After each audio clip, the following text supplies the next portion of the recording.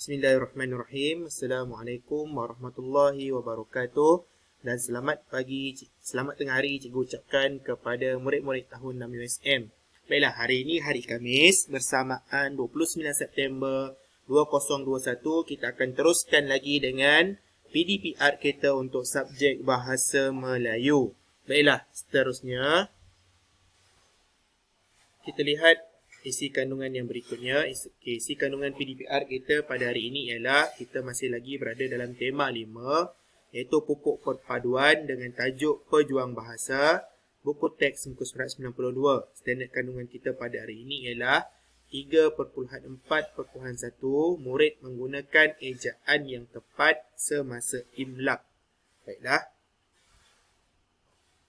Okey, jika paparan ini kurang jelas, murid-murid boleh buka buku teks muka surat 92 untuk membaca kisah mengenai seorang pejuang bahasa. Baiklah, tajuk Pejuang Bahasa, peserta Karnival Bahasa Melayu berkumpul di bilik tayangan. Mereka menonton video berjudul Datuk Dr. Haji Awang bin Sarian, Pejuang Bahasa. Pada 20 Oktober 1953, lahirlah seorang anak lelaki yang dinamai Awang. Beliau dilahirkan di Kampung Parit Bilal Rambah, Pontian, Johor dan dibesarkan di Kampung Teluk Kerang, Pontian, Johor. Datuk Dr. Haji Awang bin Sarian memperoleh ijazah sarjana muda persuratan daripada Universiti Kebangsaan Malaysia pada tahun 1977. Ijazah sarjana sastra dalam bidang linguistik daripada Universiti Malaya pada tahun 1984 dan ijazah Doktor Falsafah dalam bidang falsafah pendidikan bahasa daripada universiti yang sama. Datuk Dr. Haji Awang bin Sarian telah dilantik sebagai Ketua Pengarah Dewan Bahasa dan Pustaka DBP pada 1 Februari 2012. Sebelum itu, beliau pernah menjadi Pengarah Jabatan Bahasa di DBP. Seterusnya, beliau merantau ke luar negara demi memertabatkan bahasa Melayu.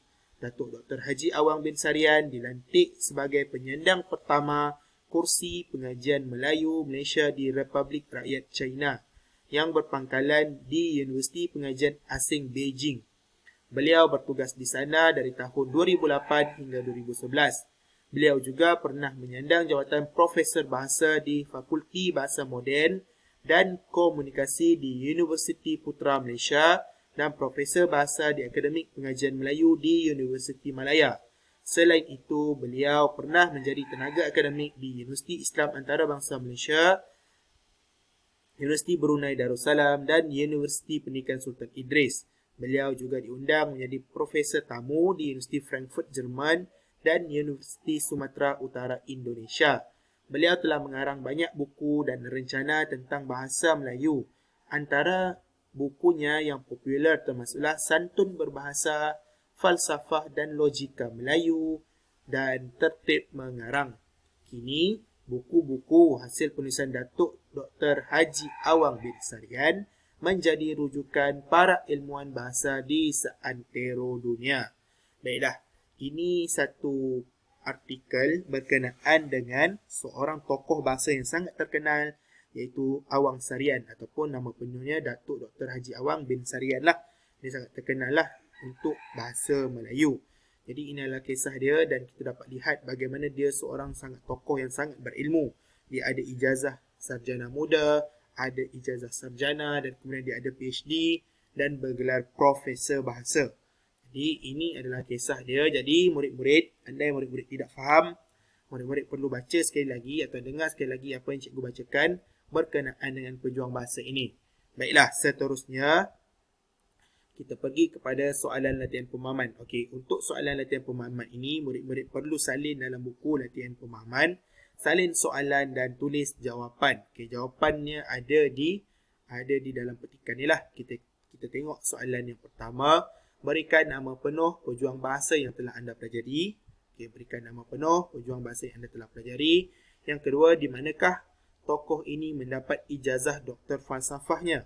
Yang kedua, di manakah tokoh ini mendapat ijazah doktor falsafahnya? Yang ketiga, pada tahun bilakah beliau dilantik menjadi pengarah DBP? Pada tahun bilakah beliau dilantik menjadi pengarah DBP? Di manakah tempat beliau dilantik sebagai Profesor Bahasa? Okey.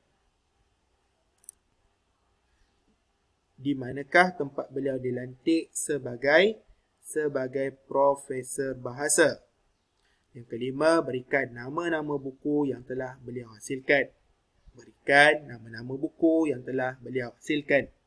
Yang keenam, yang terakhir, pada pendapat anda, sebagai rakyat Malaysia, mengapakah kita perlu menguasai bahasa Melayu dengan baik? Pada pendapat anda, sebagai rakyat Malaysia, mengapakah kita perlu menguasai bahasa Melayu dengan baik?